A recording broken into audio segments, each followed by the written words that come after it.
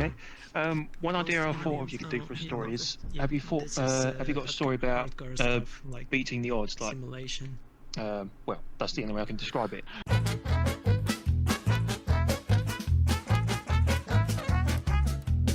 So anyways, a story about beating the odds. Now, a long time ago, like I said, I've lived my life through a lot of luck. With cards, dice, and everything. I'm not even really a gambler. I just like it because it's fun sometimes, and I have a very strange consistency to win. One of these times I won was through a game of Yahtzee, where through a game of Yahtzee, I have won an all-expense-paid trip to Las Vegas. I haven't used it yet because I still have no time to use it, but it's still on the table and brought up to me every year. Now, how on earth did I win a trip to Las Vegas, all expenses paid, and a shit ton of extra cash to throw at gambling through a game of Yahtzee, of all things? Well, a while back, I had never played Yahtzee. I've heard about it. I've even seen it on a TV show at one point. I had no idea what the hell this game was. All I knew is you rolled dice. Now, my uncle at the time, very, very cool man, he got me into Magic the Gathering and drained most of my wallet of it because Magic the Gathering is great. He brought over the game Yahtzee to my house while me and my brother were here, and he was like, "Hey guys, let's play some Yahtzee." And I'm like, "I've never played before." And he's like, "Oh, you're gonna love it. It's very fun." Hi, 2K Demon, welcome. We just started our session. Now, while I was there and he was getting the Yahtzee board set up, or like the little dice and everything, I had asked myself, what the fuck is this game? Like, what are all these dice? Why do we have to roll everything? This looks cool as shit, but I don't know what's going on. He's like, "Don't worry about it. It's a very fun game. You'll enjoy it." And I'm like, okay. Now, my uncle at the time, he didn't realize how lucky I was at games like this. And when I say I'm lucky, I mean I'm stupidly fucking lucky. Like, all my points are not in charisma. I am an ugly piece of shit, but I am lucky as fuck. Now, I grabbed the dice, both in my hand, just holding the dice, and I'm just like, ooh, shiny. And he's like, "You gotta roll them." And I'm like, okay. Shake, shake, shake, shake, shake, shake, shake it, shake it, shake it. And then I drop the dice. First roll ever, Yahtzee. And he's like, "Oh man, that's pretty cool." And I'm like, "Yeah, that's good." Losing him again. Oh, am I lagging again? But like I was saying, first roll ever, Yahtzee. And my uncle's like, "Oh, that's pretty cool." And I'm like, "That's okay, that's pretty cool." And he's like, yeah, no, that's good. And so we go around, and it comes back to me. And he's like, "All right, roll." And I'm like, shake, shake, shake, and then throw. It's the second highest thing you could get. And he's like, "Oh, wow, that's pretty cool." And I'm like, "Is it?" And he's like, yeah, no, that's good. I'm like, okay, cool. We go around again. Once more, shake it, throw it, the third highest you can get.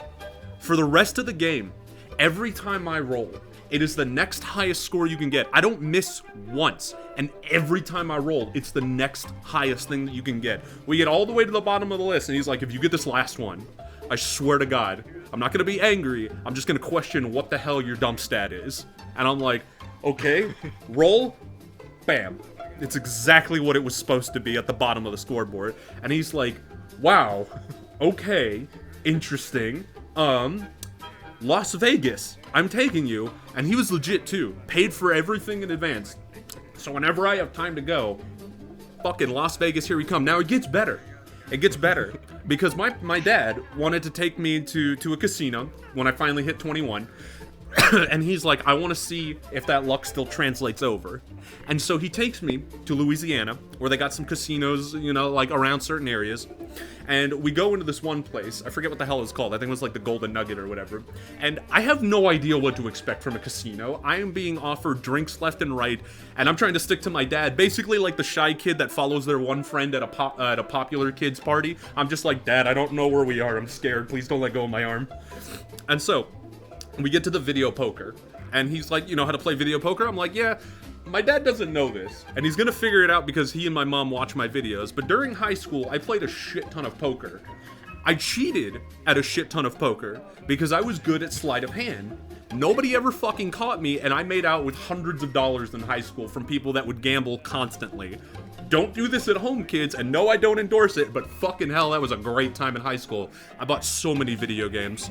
So many damn video games. Gotta pay for it somehow. Exactly. I gotta pay for my addiction somehow. So anyways, we go into the casino, we sit at the video poker, the hostess is bringing us drinks, and I'm just like, "Ooh, Jack and Coke, yes, please." I'm good. So, as we're there, my dad is like, "All right, I'm gonna put $100 down for each of us. We just play through it." I'm like, "Okay, good. That sounds good." We're playing for a little bit. I kind of know what I'm doing. go for it, click the little button, change out my cards and everything, and then I get my next hand. That $100 turned into about $1,000 on the first bit. And then my dad was like, okay, interesting. Let's not spend any more money here. We're just going to use that 1,000 that you got, and we're gonna see what happens. I'm like, okay, sounds good. We ended up making, mostly through me. He had a big win at 1.2, but mostly through my stupid luck of pushing the shiny button. We made roughly about $2,000 to $3,000 that day. And I was just like, ooh, pretty. It went to my college fund because I was going to college at the time, and I was like, okay, whatever, I need it. And ever since then, they have still, every year, they're just like, all right, Milo, Las Vegas this year. We were supposed to go this year until fucking COVID-19 hit, but I am still, that was beating the odds of the luck shining down upon me. Lady Luck kissing my fucking cheek and giving me a trip to Las Vegas through a game of Yahtzee, and getting some money to my college fund through the Golden Nugget in Louisiana. And that's a story of beating the odds. Thank you for listening. Yeah, no, it was a wonderful time. If you go to Las Vegas and have that same kind of luck, she won't be kissing you, she'll be giving you a lap dance.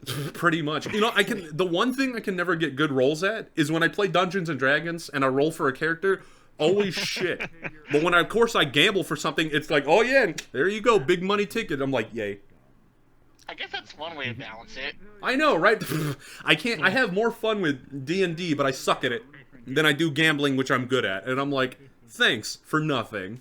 The last time I was here, you mentioned building a water balloon catapult offhandedly in one story, and you never elaborated on that one. I want to hear that water balloon catapult story. I will tell you that story. I think we might have a new person joining us here in a second.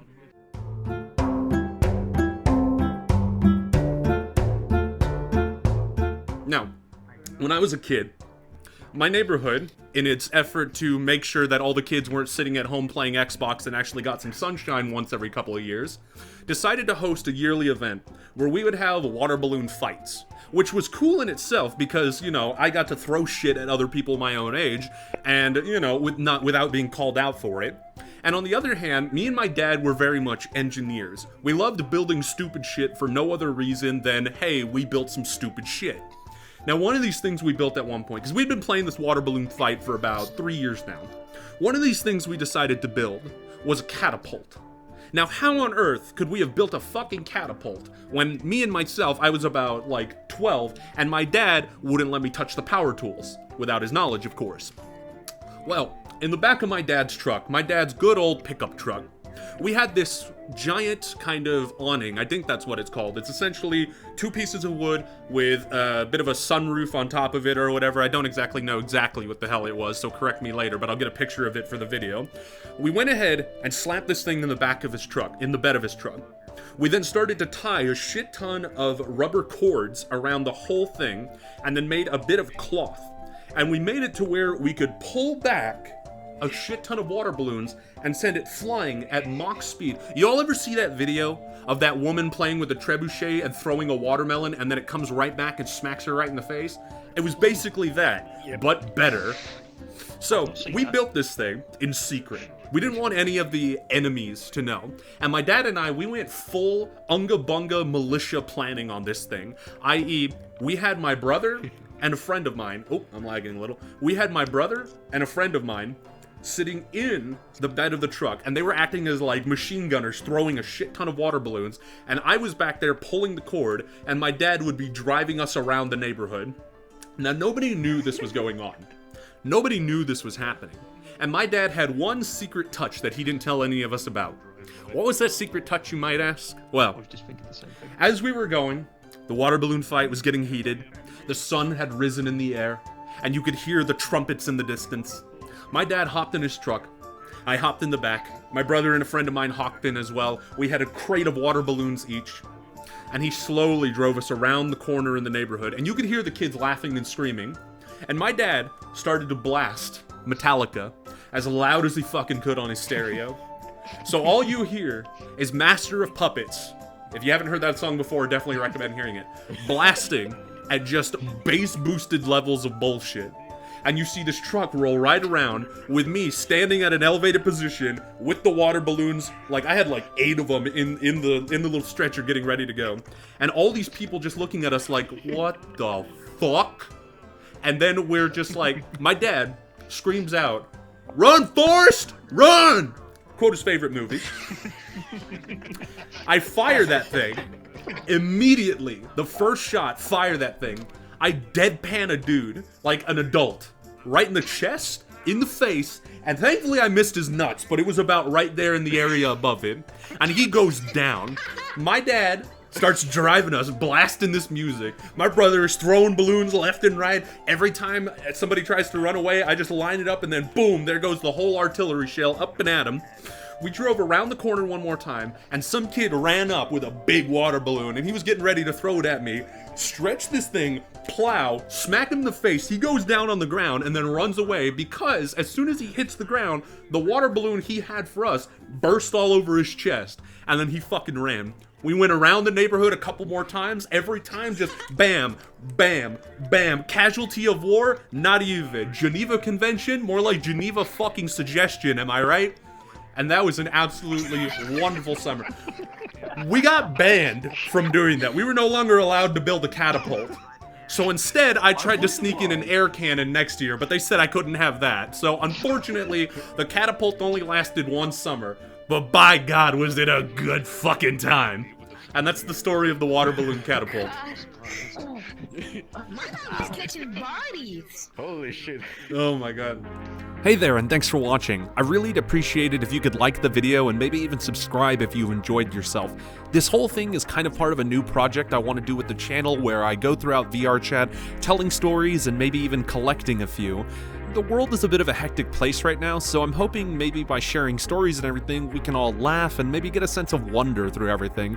Stories have kept people entertained for generations, and I just want to share a couple of them and maybe even create a few new ones. If you've enjoyed the video, I'm really glad, and if you have any feedback, feel free to leave it in the comments. I'm always looking to improve because I know I'm not perfect at this.